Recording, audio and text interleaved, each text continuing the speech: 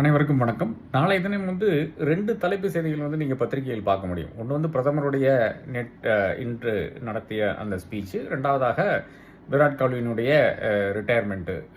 இதை தாண்டி பல விஷயங்கள் இருக்கிறது. இந்த விஷயங்கள் எத்தனை விஷயங்கள் நீங்கள் பத்திரிகையில் வரும் என்று நீங்கள் கூர்ந்து கவனிக்க வேண்டும். ஒன்று ட்ரம்ப்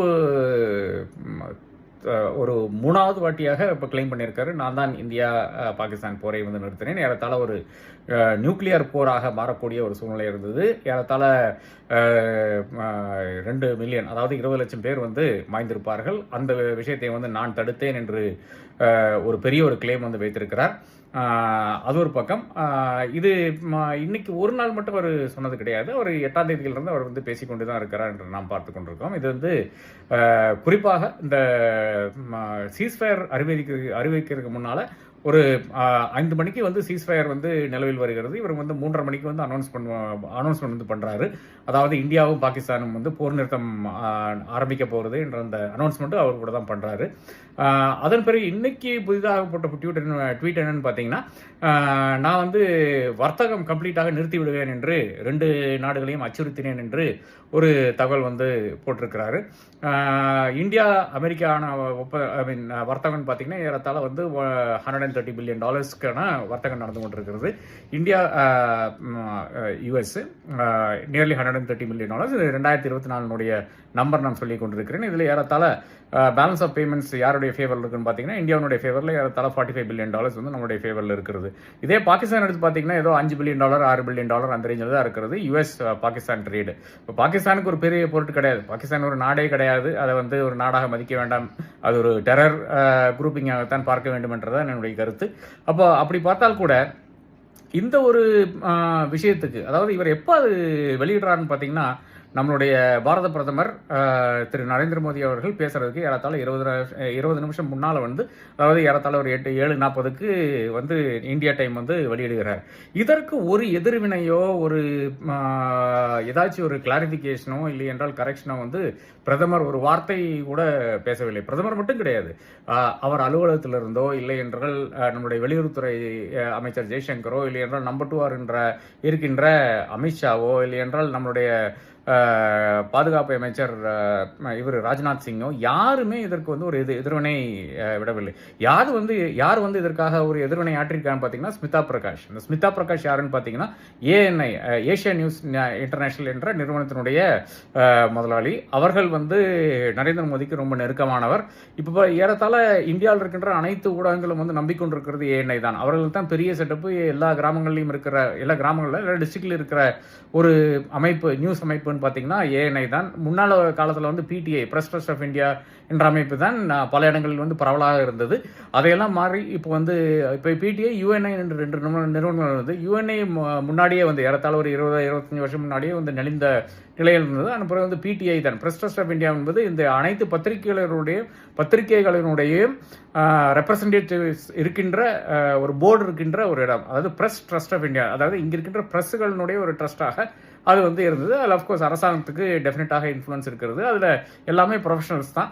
அவர்களை தாண்டி இப்போ ஏஎன்ஐ என்பது ஏறத்தாழ ஒரு பிஜேபி ஓன்டு, பிஜேபி ஆப்பரேட்டட் மீடியா மாதிரி தான் இருக்குது. அவர்கள் தான் இன்னைக்கு இந்தியாவிலேயே தலை சிறந்து விளங்கி கொண்டிருக்கிறார்கள். அவர்கள் தான் ஒரு கிளாரிஃபிகேஷன் போடுறாங்க. அவர்கள் யாரை கோட் பண்ணி போடுறாங்கன்னு பார்த்தீங்கன்னா சோர்சஸ், அதாவது அரசாங்கத்து தரப்புல இருந்து ஒரு அமைச்சரோ இல்லை என்றால் ஒரு வெளியுறவுத்துறை செக்ரட்டரியோ இல்லை வேற யாரோ ஒரு நபர்களோ பேசாமல் சோர்சஸ் என்ன சொல்லுதுன்னு பார்த்தீங்கன்னா, இல்லை வர்த்தகத்தை பற்றி நாங்கள் பேசவே இல்லை.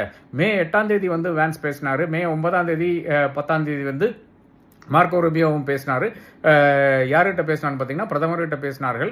அதன் பிறகு வெளியுறவுத்துறை அமைச்சர்கிட்ட பேசினாங்க. என்எஸ்ஐ அஜித் டோவல்கிட்ட பேசினாங்க. இந்த 3 தேதியில் தான் பேசியிருக்காங்க.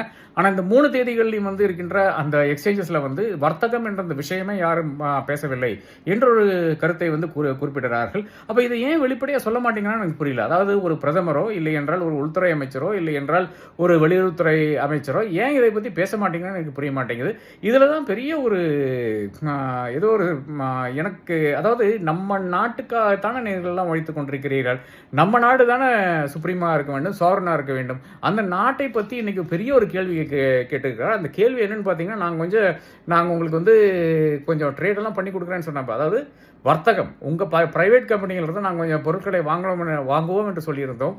அதற்காக நீங்கள் வந்து உங்களுடைய இறையாண்மையை விட்டுக் கொடுக்கிறீர்கள் என்ற அளவுக்கு தான் இன்னைக்கு வந்து ட்ரம்ப் பேசியிருக்கிறார். அதாவது in exchange for trade you have pawned your சாவர்னிட்டின்னு தான் அவர்கள் கூறியிருக்கிறார்கள். அதற்கு கூட எதிர்வினை வந்து ஒரு பிரதமர் ஆற்றவில்லை என்றால் வேற எதுக்கு ஆற்றுவார் என்ற கேள்வி இருக்கிறது. நீங்கள் பிரதமருடைய ஸ்பீச்சில் பார்த்தீங்கன்னா வீரியம் நிறையா இருந்தது. அதே மாதிரி அந்த சிந்தூரை கலைஞ்சவர்கள் என்ற அந்த கருத்தின் அடிப்படையில் வந்து அவர்கள் நிறைய டயலாக் விட்டார். அதன் பிறகு எனக்கு வந்து தோன்ற ஒரே ஒரு விஷயம், முக்கியமான விஷயம்னு பார்த்தீங்கன்னா, நாங்கள் வந்து பாகிஸ்தானோட பேச்சுவார்த்தைகள் நடத்ததாக இருக்கிறோம். அதை வந்து டெரரிசம் பற்றியும், அதாவது பயங்கரவாதத்தை பற்றியும், பாகிஸ்தான் ஆக்குபைடு காஷ்மீரை பற்றி மட்டும்தான் நாங்கள் பேசுவோம் என்ற ஒரு கருத்தை வந்து வெளியிட்டிருக்கிறார். நிச்சயமாக பாகிஸ்தானை பொறுத்தவரை இந்த சரத்துக்கள் வந்து அவர்கள் ஒத்துக்கொள்ள மாட்டார்கள். அப்படி இருக்கின்ற ஒரு பட்சத்தில் வந்து நிச்சயமாக இந்தியா பாகிஸ்தான் இந்த பேச்சுவார்த்தை என்பது இருக்காது என்று நான் கருதுகிறேன். மார்க்கோ ரூபியோ, யுஎஸ்னுடைய செக்ரட்டரி ஆஃப் ஸ்டேட், அவங்க இருக்கின்ற வெளியுறவுத்துறை அமைச்சர் என்ன கூறியிருக்கிறார் என்றால், இந்தியாவும் பாகிஸ்தானும் பேச்சுவார்த்தை நடத்தும் என்று சொல்லியிருந்தார். அப்போ பேச்சுவார்த்தை நடத்தும் என்ற அவர் கூறின அந்த விஷயம் வந்து எனக்கு இன்னும் விளங்கவில்லை. என்றால் இதுதான் இந்தியாவுடைய சரத்துக்களாக பிரதமர் வைத்துள்ளார். இந்த சரத்துக்கள் வந்து பாகிஸ்தான் வந்து பேச்சுவார்த்தைகள் நடத்தாது. அப்போ யாருடன் எங்கே பேசுவார்கள் என்ற அந்த கொஸ்டின் நிச்சயமாக இருக்கிறது. அதுக்கு வந்து மார்க்கோ ரூபியோ சொல்கிற விஷயம் பார்த்தீங்கன்னா, ஒரு நியூட்ரல் டெரிட்டரியில் நடக்கும் என்று கூறியிருக்கிறார். அதாவது இந்தியா கிடையாது, பாகிஸ்தான் கிடையாது, இன்னொரு இடத்துல நடக்கும் என்று கூறியிருக்கிறார். இது எந்த அளவுக்கு உண்மை என்ற அந்த கேள்வி நிச்சயமாக இருக்கிறது. ஏனென்றால் பாகிஸ்தானை பொறுத்தவரை, இல்லை என்றால் இந்தியாவை பொறுத்தவரை, நம்ம இதுவரை we were guided by the Shimla அக்ரிமெண்ட்ல வந்து மூணாவது ஒரு நாட்டுக்கு உள்ளே வர்றதுக்கான அந்த வாய்ப்பும் கிடையாது. மூணாவது ஒரு நாட்டில் போய் பேச்சுவார்த்தை நடத்தக்கூடிய அந்த வாய்ப்பும் கிடையாது. எல்லாமே வந்து பைலேட்டரலாக செட்டில் பண்ண வேண்டும் என்றுதான் சிம்லா கருத்து அக்கார்டில் இருக்கிறது. அதை தாண்டியும் நாம் போய்விட்டோமா, இல்லை கம்ப்ளீட்டாக யுஎஸ் கிட்ட நாம் வந்து தரை வாத்துட்டோமா என்ற அந்த கேள்வி இருக்கிறது. இந்த கேள்விகளுக்கு நிச்சயமாக மத்திய அரசாங்கம் பதில் கூறித்தான் ஆக வேண்டும். இன்னைக்கு வந்து அவர்கள் வந்து ஒரு பாராளுமன்ற கூட்டத்தை வேணால் தவிர்த்திருக்கலாம். ஏனென்றால் இன்னைக்கு வந்து பிரதமர் பேசிவிட்டார். அந்த ஒரு பேஸில் வந்து நிச்சயமாக இனி அடுத்த ஒரு பாராளுமன்ற கூட்டம் இருப்பதற்கான அந்த வாய்ப்பும் கிடையாது. பிரதமர் நம்மளுடைய கேள்விகளுக்கு, இல்லைன்னா எம்பிகளுடைய கேள்விகளுக்கு பதிலளிக்கின்ற ஒரு வாய்ப்பும் இல்லாமல் தான் போய்விட்டது. இனி முழுக்க ஒவ்வொரு இடத்திலிருந்து ஸ்பீச் தான் இருக்கும் என்று நான் கருதுகிறேன். ஏனென்றால் அடுத்தது பீகார் தேர்தல் வர இருக்கிறது.